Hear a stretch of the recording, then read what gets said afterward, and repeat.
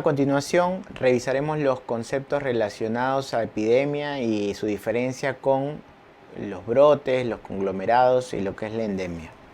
Cuando hablamos de epidemia, hablamos de un aumento en el número de casos esperados, en la frecuencia de casos, ¿no?, en un determinado lugar y en un determinado tiempo, ¿sí?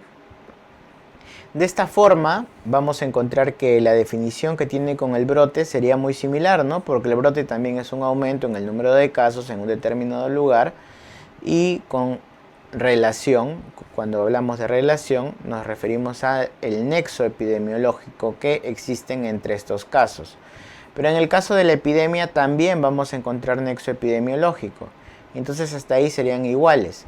¿Cuál va a ser la diferencia? En muchos casos, incluso ustedes en las preguntas, van a encontrar que utilizan el término epidemia y brote como sinónimos, o hasta le llaman brote epidémico, ¿no? Pero en algunas definiciones vamos a encontrar que el concepto de epidemia implica una mayor extensión en cuanto al lugar, ¿sí? Mayor extensión y mayor impacto en los servicios de salud versus un brote. Entonces el brote vendría a ser un aumento en el número de casos en un determinado lugar, en un determinado tiempo, pero ese lugar generalmente es, hablamos de localidades, ¿sí? No hablamos de regiones ni a nivel nacional. En cambio la epidemia, sí, ¿no? La epidemia va a tener un impacto mayor en cuanto a la extensión y a la demanda de servicios de salud. También podríamos considerar epidemia cuando la enfermedad, que es la que está presentando el número de casos elevados, sea de mucha importancia en salud pública, ¿ok? Entonces ahí también podemos hablar de una epidemia. Listo. Por lo tanto, en conclusión, la definición es similar, simplemente tengamos en cuenta que la epidemia tiene una extensión, un impacto en servicios de salud mayor. Ahora, existe una definición también muy similar a esta, que es el conglomerado. El conglomerado es un aumento en el número de casos esperados en un determinado lugar, en un determinado tiempo, pero que aún no se ha demostrado que el nexo epidemiológico exista, ¿ya? No quiere decir que el conglomerado no pueda convertirse en un brote o sea una epidemia, pero hasta que yo no demuestre que existe un nexo epidemiológico entre los casos, pues seguirá siendo conglomerado, ¿ok? Ahora, un conglomerado podría quedarse solo como conglomerado también, ¿no? Imagínense que están de guardia y les comienzan a llegar diversos casos de enfermedades diarreicas, ¿no? Ya está.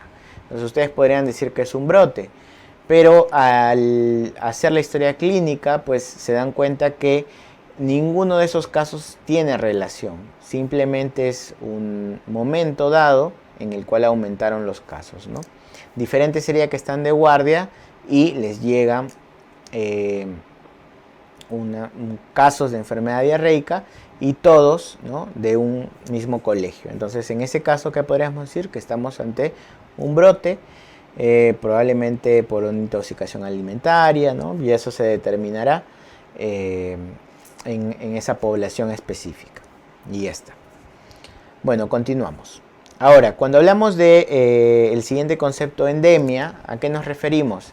A la presencia habitual de una enfermedad en un área geográfica determinada, ¿no? Es la presencia constante de un número de casos de acuerdo a un histórico en un lugar, en un área geográfica determinada. Un concepto relacionado también a las epidemias es el de la pandemia, ¿no? La pandemia no es otra cosa que una epidemia, pero a nivel global.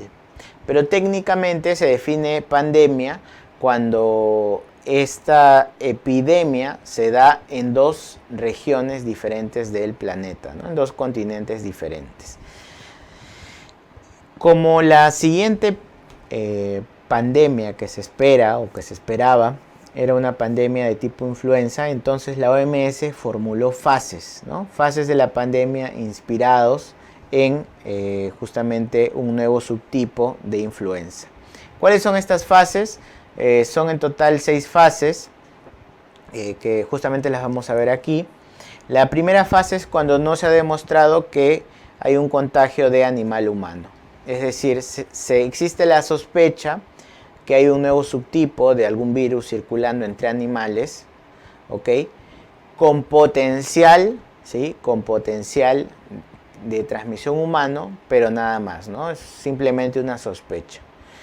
Luego, en la fase 2, ya esa circulación de virus entre animales da el salto, ¿no? Da el salto biológico y se encuentran algunos casos puntuales de transmisión de animal a humano, ¿ya? Pero son casos aislados y casos puntuales. Luego, en la fase 3 del desarrollo de la pandemia, ahora sí, ¿no? Ahora hay ya conglomerados de casos, ¿sí? Hay conglomerados de casos, por lo que ya hay una sospecha de que existe una transmisión en bloque, ¿no? En un gran número de animales hacia humanos. Y en la fase 4 se confirma que no solamente es de animales humanos, sino que ya hay transmisión entre personas, ¿no? De humanos a humanos. Entonces, una vez estamos en la fase 4 del desarrollo de una pandemia, pues ya prácticamente es bien difícil, ¿no? Dar marcha atrás. Porque ahí viene la fase 5, cuando encontramos a la gente en 2 o más países de una región, y en la fase 6, como les digo, el agente ya está en 2 regiones diferentes. Y ahí es cuando se le denomina pandemia. Para el caso de COVID-19 hubo pues un retraso en la confirmación de que estábamos ya en una pandemia por parte de la OMS. Porque prácticamente había COVID en todo el planeta y la OMS no confirmaba que efectivamente nos encontrábamos ya en una pandemia. Entonces recordemos estas 6 fases, no olvidar la 4, donde ya hay transmisión entre seres humanos, y la 6, cuando se confirma que estamos justamente en una pandemia. ¿Qué objetivos tenemos ante epidemias, brotes, endemias? Pues desde el punto de vista epidemiológico lo que buscamos hacer es prevención y control. Y dentro de esto hay 3 escalones en cuanto a los logros que se pueden tener respecto a la prevención y control. El primer peldaño es el del control, ¿no? Entonces, cuando nos hablan de control, ¿a qué se refieren? A una disminución en la incidencia. Entonces, el control de un brote, el control de una epidemia, cuando te dicen que ya está controlada, es que hay un descenso continuo de la incidencia, ¿ya? O sea, es decir, de los casos nuevos. Cuando hablamos de eliminación, la eliminación significa que en el país ya no existe ese agente infeccioso. Entonces, la eliminación tiene un nivel superior. Por ejemplo, en el Perú, ¿no? En el Perú se han eliminado algunos agentes infecciosos, o en todo caso estuvieron eliminados durante mucho tiempo. Por ejemplo, ¿no? Polio, el caso de sarampión, ¿no? Sarampión, durante más de 17 años en Perú no se registraba ningún caso de sarampión, por eso se consideraba eliminado. Sin embargo, a raíz de la migración, entre otros factores, la disminución también de las metas en vacunación, hemos tenido algunos brotes de sarampión, ¿no? Desde el año 2019. Entonces, la eliminación es cuando en el país ya no tienes ningún caso. ¿Eso cómo se logra? A través de la vacunación. Y la erradicación es cuando ya en el planeta no existe el agente, ¿no? Como es el caso de la viruela, por ejemplo. ¿Ok? Ya está. Entonces, control, eliminación y erradicación son los 3 niveles que debemos recordar. Y finalmente, dentro de los conceptos relacionados a epidemia, hay un concepto que se conoce como el riesgo potencial epidémico, o también llamado ERPE, la evaluación del riesgo potencial epidémico. ¿Y qué es?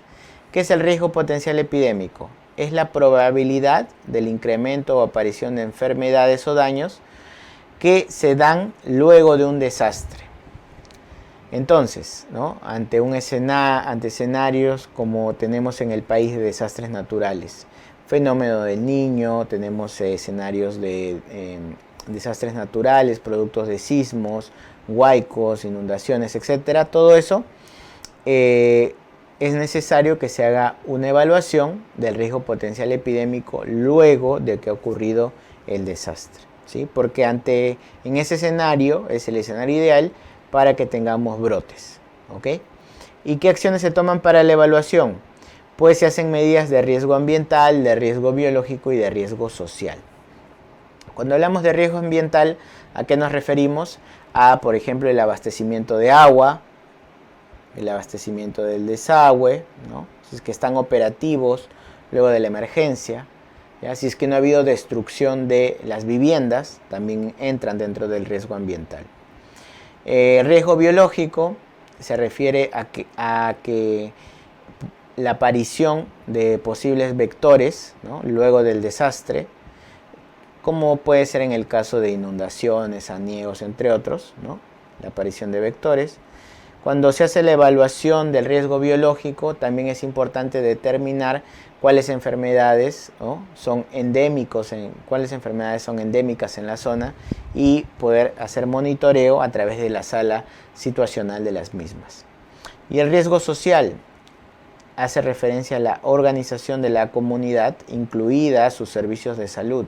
Es decir, después de este desastre, los servicios de salud ¿están garantizando la continuidad de la atención? ¿Sí o no? Entonces, esto se hace durante la evaluación del riesgo social. ¿Cómo está organizada la comunidad respecto a, igual, ¿no? Si tiene condiciones de pobreza, si tiene condiciones de hacinamiento, entre otras. Todas estas entran dentro de la categoría de evaluación del riesgo social. ¿Y para qué evaluamos esto? Porque lo que queremos evitar es que se presenten daños trazadores, ¿no? Los daños trazadores vienen a ser un conjunto de enfermedades que tienen, o eventos, ¿no? Probabilidad de aumentar posterior a un desastre. Y estos daños trazadores incluso se pueden clasificar de acuerdo a su aparición en relación con el tiempo. Los que van a ocurrir en las primeras 48 horas, ¿cuáles serán? Obviamente traumas, ¿no? Producto del desastre, ¿sí? Alteraciones psicológicas por el estrés que implica someterse ante este desastre que ha ocurrido, infecciones respiratorias agudas, enfermedades diarreicas agudas, alteraciones en la piel, intoxicación y ofidismo. Todos estos son daños trazadores dentro de las primeras 48 horas. En la primera semana, ¿qué podemos esperar? O después de la primera semana, leptospirosis e ITU, justamente por colapso del sistema de alcantarillado, ¿ok? Podemos esperar esto. Y a partir de la segunda semana, si es que las condiciones medioambientales así lo han permitido, y si es que ya teníamos la introducción del vector, podemos encontrar casos de dengue, zika, chikungunya, malaria, y además enfermedades inmunoprevenibles, ¿no? Eso es a partir de la segunda semana. Este tema ha venido en el examen, alguna vez ya nos han hecho referencia a estos daños trazadores a partir de la segunda semana, los que son transmitidos por vectores. ¿Listo? Y bien, con eso hemos culminado los conceptos de esta lámina.